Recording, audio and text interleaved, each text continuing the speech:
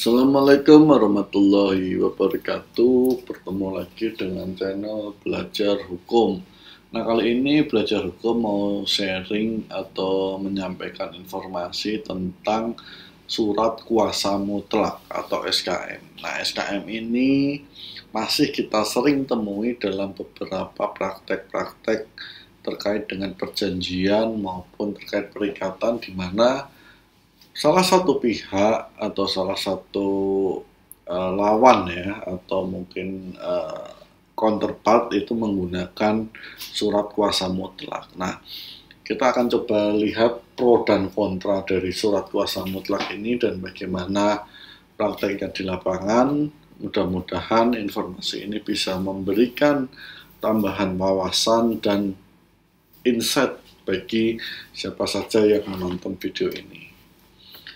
Sebelum masuk ke materi, seperti biasa saya sampaikan bahwa disclaimer ya. Yang pertama, video ini hanya untuk tujuan edukasi saja dan berbagi pengalaman. Yang kedua, video ini bukan merupakan nasihat hukum. Dan yang ketiga,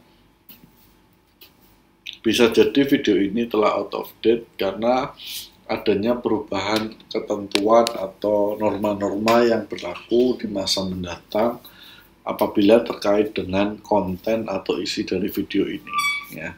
Nah, itu disclaimer-nya. Nah, kita langsung masuk saja ke materi ya.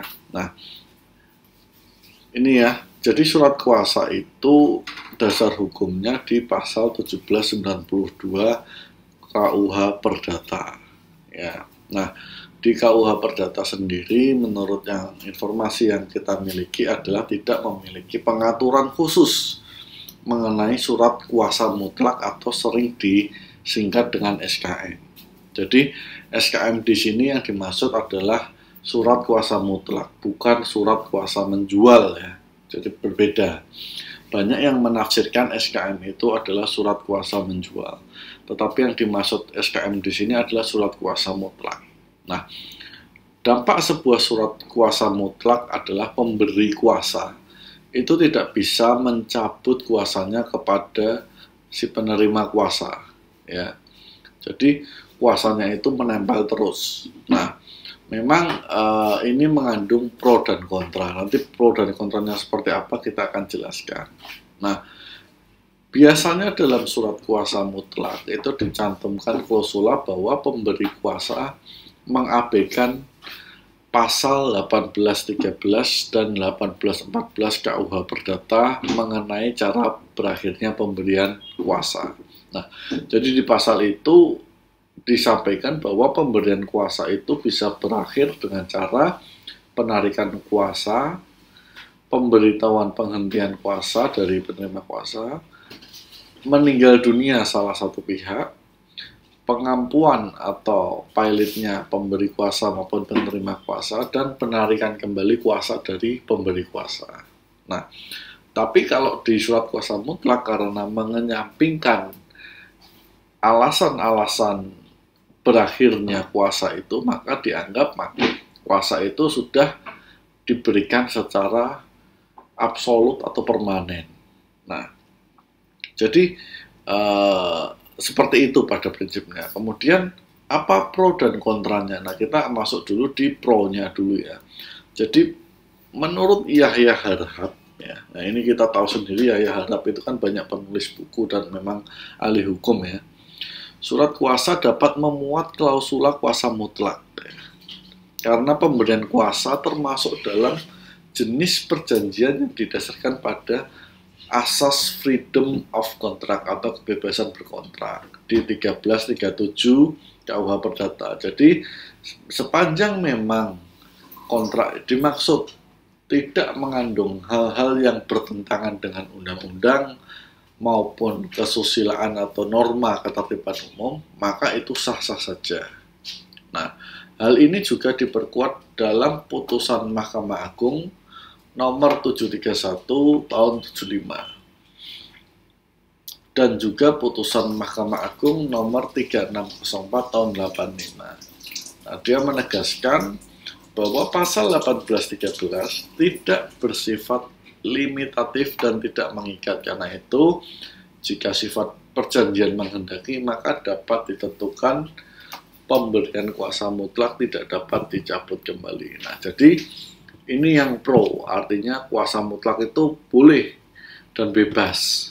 Nah, sedangkan yang kontra SKM, dia membuat suatu logika adalah cukup aneh bila si pemberi kuasa itu tidak bisa menarik kembali kekuasaannya. Ya, jadi dasar pemberian kuasa itu kan pelimpahan kekuasaan dari pemilik kuasa kepada pihak lain yang diberikan kuasa. Harusnya secara logika dia bisa dong ambil lagi. Nah, tapi kok ini nggak bisa karena mengabaikan 18, 13, dan 15, 14 tadi.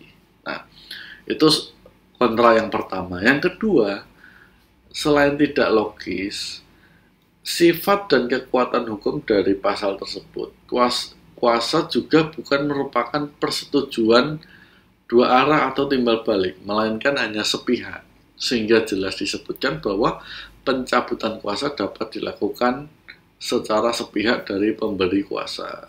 Nah, hal tersebut sesuai dengan putusan MA nomor 1060 tahun 72. Ya, dia bilang bahwa pembatalan surat kuasa tersebut oleh pemberi kuasa dapat dibenarkan menurut hukum. Ini dalam konteks surat kuasa mutlak ya.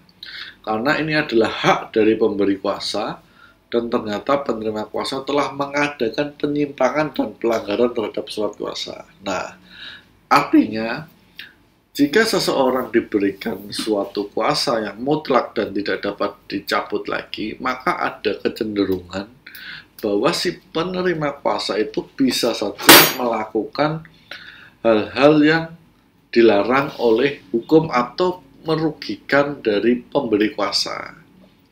Ya, jadi katakanlah penerima kuasa diberikan kuasa mutlak untuk menjual, menandatangani, dan sebagainya terkait dengan suatu tanah dan bangunan.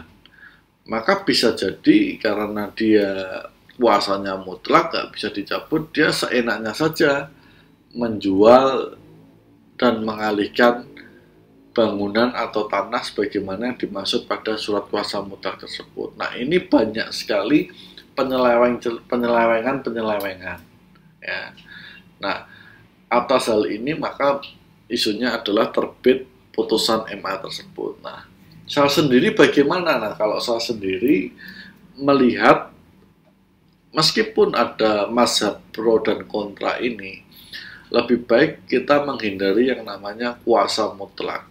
Ya, jadi kalau ada kuasa mutlak, lebih baik tidak dipakai atau tidak digunakan, atau ketika kita memiliki counterpart atau sedang bertransaksi dengan pihak yang memiliki kuasa mutlak, lebih baik tidak dilakukan.